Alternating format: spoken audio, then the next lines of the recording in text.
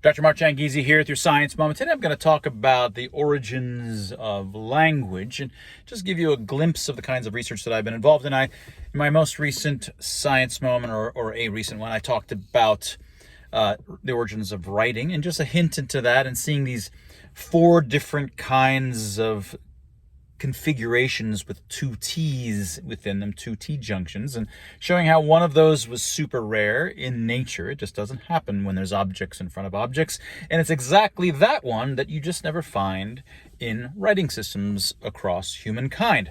Why? Because the human brain isn't very good at it. Cultural selection, cultural evolution creates things for us, and it shapes them so that they're good for our minds and harnesses our ancient hardware, giving us new kinds of powers. And no one designed these things per se. It's a result of culture itself at the emergent level. Now, a slightly stronger and more radical claim that I've made in my earlier book, Harnessed, is that it's not just writing, which culturally evolved to fit us rather than us having evolved to write and read, that language itself, spoken language itself, is not a product of natural selection, which some people argue. Instead, it's also a result of cultural evolution shaping, in this case, the sounds of speech to be good for what the ear is already good at. And what is the ear already good at? Well, just like the eyes are already great at processing the objects and the configurations of objects that you find in natural scenes, the ears are good at processing the kinds of events that happen in nature. And they're just typically solid objects. It's not puddles and water-related and wind-related sounds. The lion's share of sounds that are in our environments are the sounds of solid object events. Now, I'm not going to get into the full story here, but I just wanted to get at one facet of it that I think is an interesting one. And it's that it's the contrast between the tremendous range of sounds that we can make and the much more constrained class of sounds that we use when we're speaking language. And we also find this in birds and parrots. My parrot has a tremendous range of things that he can mimic. The sounds of bacon sizzling, and the sounds of sirens, and the sounds of wind blowing, and puddles and splashes, and just crazy kinds of sounds that it can make. And we can make incredible ranges of sounds as well. Tremendous ranges of sounds. Some of us are much better than others. But that range of sounds, which might be 20-dimensional, 50-dimensional kinds of sounds that we can make if you try to categorize in some dimensions, is tremendous. But the actual sounds that we make when we're using language is much constrained, very tiny compared to this massive dimensional space. And let me just characterize how small the space of sounds that we use in language is. So, for example, it turns out that nearly everything that we say in spoken language is built out of 3 fundamental kinds of things. Well, there's plosives. Plosives are like k, t, p, b, things like that. Now, they sound like something in nature, right? They sound like hits, just hits of things. Hits of different kinds of things. Of course, it's just my hand in each case, but I've got my garage door opener hitting it on the stick shift. That sounds different. Each of these different kinds of things sounds different depending on what it is that's hitting. They all have a different kind of hit that's related to hit. Plosives sound like hits, right? Now, that's one of the things that I argue and harness. The second is fricatives. F, sh, s, things like this. These are fricatives, and they sound like the other principal kind of interaction between objects in the natural world, which is slides.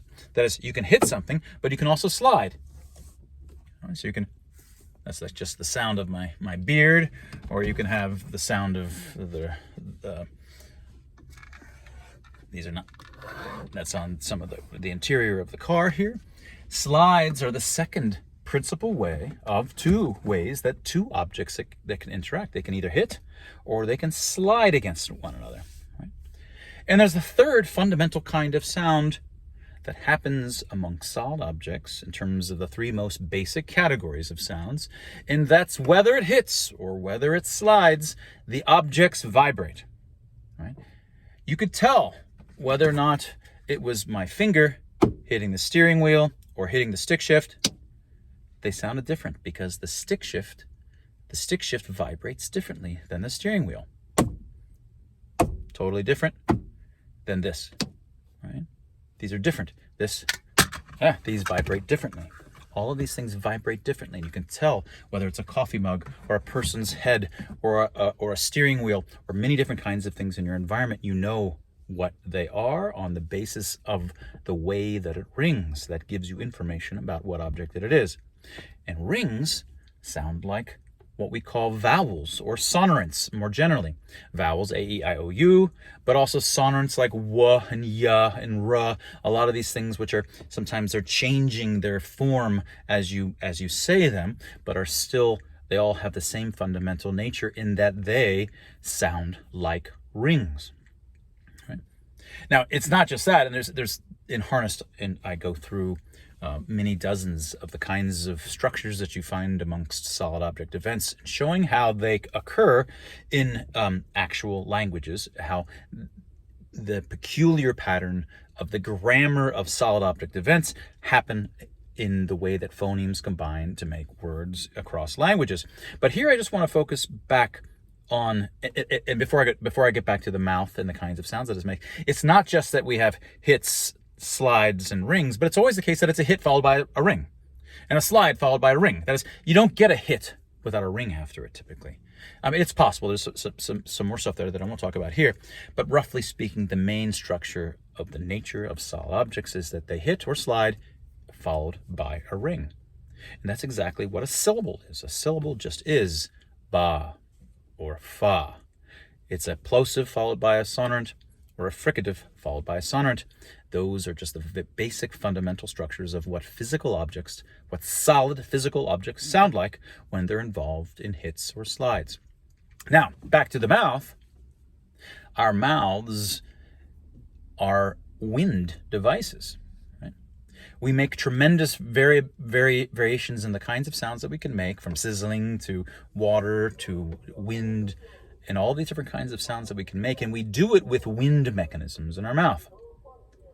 Yet, when we focus on language, we focus on three fundamental kinds of things: hits, slides, and rings. That is, plosives, fricatives, and sonorants.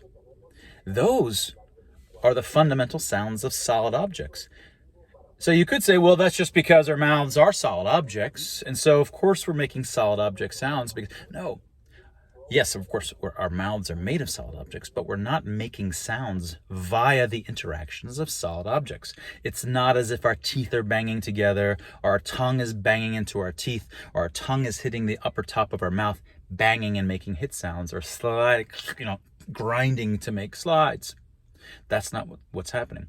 We're using wind-related mechanisms, which have tremendous diversity in terms of a multidimensional space of sounds that they can make.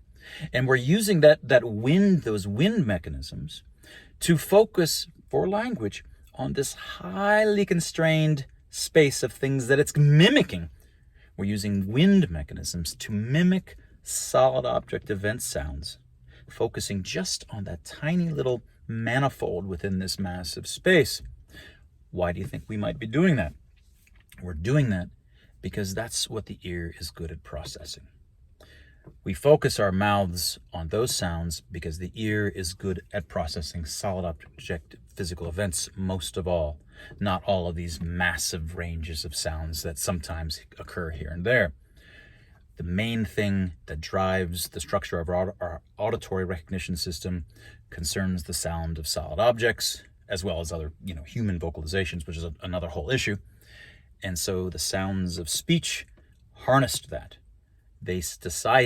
Cultural evolution decided to build language out of the fundamental atoms of solid object events.